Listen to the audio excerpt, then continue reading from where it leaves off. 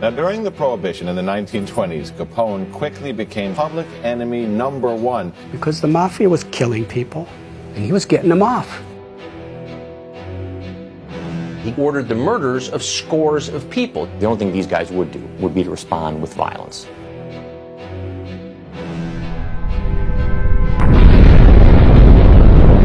His name was Easy Eddie. He was such a good lawyer that no matter what charges they had on Al Capone or his people, they couldn't put any of them in jail. He was so valuable that the mafia gave him enormous amounts of money, the best of cars, the best of everything.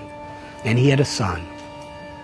But Easy Eddie was thinking, I've given my son everything. Everything money could buy. But there's one thing I haven't given my son. An example of a father that he could be proud of.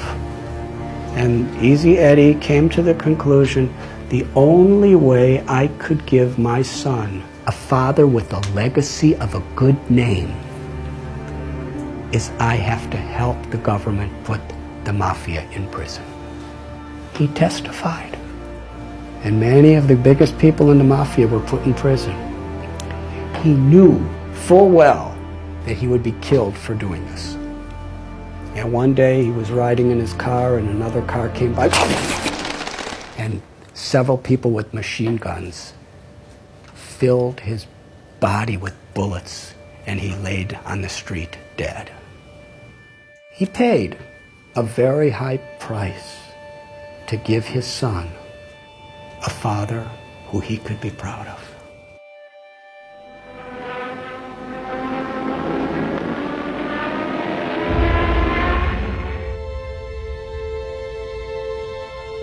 There was a man in the United States Air Force during World War II.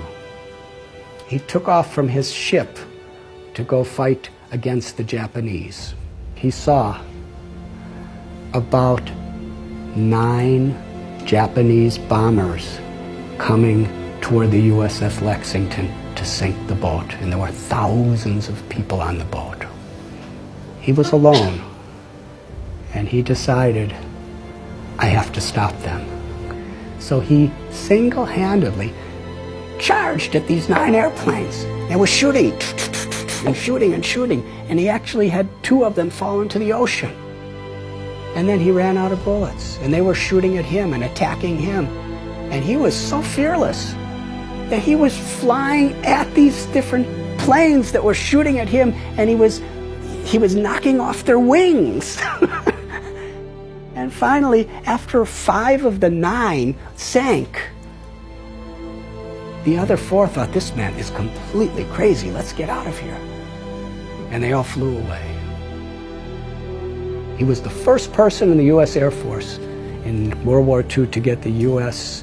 Congressional Medal of Honor, the highest award there is. His name was Butch O'Hare. And the airport in Chicago, O'Hare Airport, is named after him. He's considered one of the greatest heroes of American history because he was willing to sacrifice his own life for the higher cause of others. What makes this story so interesting is Butch O'Hare was the son of Easy Eddie. What are we giving our children? I've seen people work so hard for money, give it to their children, and then their children fight as enemies to see who gets it. Is that the legacy? Is that fulfilling life? Is that what we want to leave to the world? Our values, our character, the grace and the compassion of the love that flows through us is the greatest contribution we could make to our own life, to our families, and to the world. And when we have those values, and we work and we build that foundation, then we could have a wonderful, fulfilling, meaningful life beyond birth, beyond death. And we could leave that as a legacy for the world.